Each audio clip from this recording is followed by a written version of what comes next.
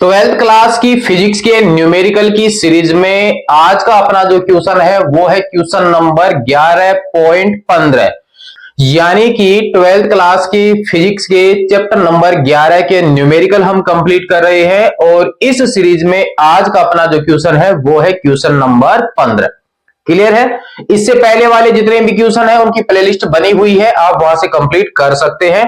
तो question number 15 जो है इसमें हमारे पास में 3 क्वेश्चन पूछे गए हैं और तीनों में सेम ही क्वेश्चन पूछा गया है। तो फर्स्ट हमारे पास इसका जो क्वेश्चन है वो ये है कि एक बुलेट हमारे पास में है, बी में जो है एक गेंद ली गई है और इसमें तीसरा जो क्वेश्चन बनेगा वो धूल के कण के लिए बनेगा। तीनों के लिए द्रव्यमान दिए गए हैं और तीनों की स्पीड दी गई है। जब ये गति करते हैं तो वहां पर तरंग जनरेट होती है। तो यहां पर हमें दे ब्रोगली तरंगदैर्घ्य पूछी गई है तीनों के लिए। समझ में आ गई बात। तो तीनों के द्रव्यमान और वेग है कितने वो हम यहां पर नोट कर लेते हैं। तो हमारे पास ए जो है वो हम यहां पर नोट कर देते हैं बुलेट के लिए। तो इसका द्रव्यमान हमें दिया गया है और इसकी स्पीड भी दी गई है हमें। तो इसके लिए मैं 1 यूज कर लेता हूं। आप चाहो तो यहां पर इनके नाम के हिसाब से बुलेट भी लिख सकते हो, यानी बंदूक की गोली का ये पॉइंट है। तो मैं यहां पर 1 और 1 लिख लेता हूं। यहां पर बुलेट का जो द्रव्यमान है वो है 0.040 kg और इसकी जो स्पीड है वो हमारे पास यहां पर दी गई है 1.0 किलोमीटर पर सेकंड। ये हो गया 1.0 10⁻³ मीटर पर सेकंड। ये बुलेट के लिए हो गया। दूसरा हमारे पास में है गेंद के लिए। गेंद के लिए तीनों के लिए एक ही राशि यहां पर ज्ञात करनी है, वेवलेंथ। इसको मैं 2 से दर्शा देता हूं। तो द्रव्यमान इसका हमें दिया गया है वो हमारे पास में 0.060 kg और स्पीड जो है वो हमें दी गई है 1.0 मीटर पर सेकंड। यहां पर किलोमीटर पर सेकंड था जबकि गेंद के लिए मीटर पर सेकंड है। ठीक है, तो थोड़ा सा आप यहां पर ध्यान रखना। सी जो है वो है हमारे पास में धूल के कण। धूल के कण के लिए इसके लिए मैं नंबर 3 यूज कर लेता हूं।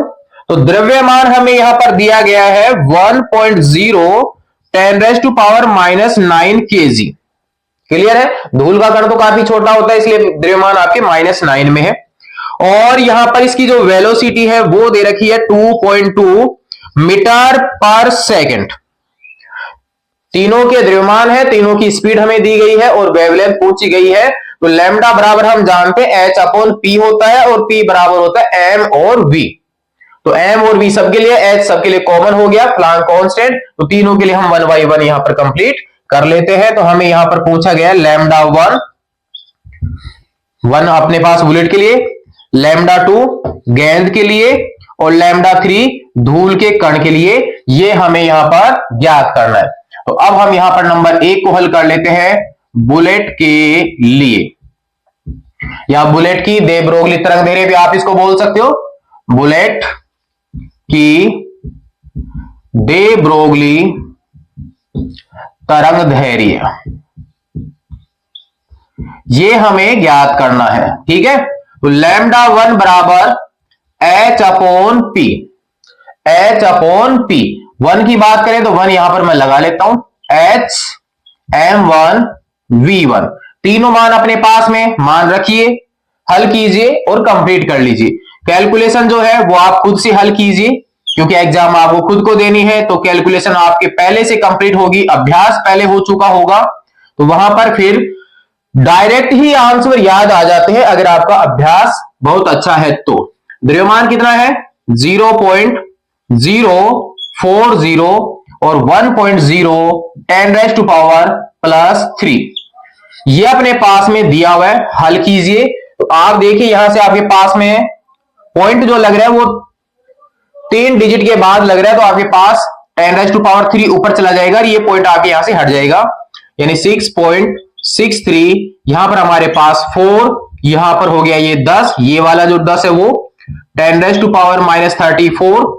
यहां पर इन तीनों की वजह से हमारे पास पावर हो गई 3 बटा में हमारे पास में पावर कितनी है 3, ये वाली, ये दोनों कट जाएंगी, ये आपके पास में 10 बच गया, ऊपर जाएगा माइनस की एक पावर और बढ़ जाएगी और आप भाग दे लीजिए। तो लैम्डा 1 बराबर इसका जब हल करोगे 1.655 इंटू 10⁻⁻35 मीटर में, क्योंकि वेवलेंथ तो तरंग की लंबाई है। तो लैम्डा 1 हमारे पास समथिंग में इसको मैं कर देता हूं 1.7 10⁻⁻35 मीटर। तो ये हमारे पास बुलेट की वेवलेंथ आ जाती है। क्लियर है? इस प्रकार से आप इसको कंप्लीट कर सकते हैं। बढ़ते हैं आगे। सेकंड नंबर 2, गेंद की वेवलेंथ। गेंद की दे ब्रोगली तरंग दैर्घ्य। तो लैम्डा 2 बराबर यहां पर h m2 v2, डायरेक्ट मैं लिख देता हूं। h अपने पास में है 6.63 10⁻⁻34, m2 अपने पास में है यहां पर देखिए 0.060 और स्पीड 1.0 ही है। इसमें 10⁻³ एक्स्ट्रा और था। अब आप इस पॉइंट को हटाइए, वो 30 आप ऊपर भेज दीजिए।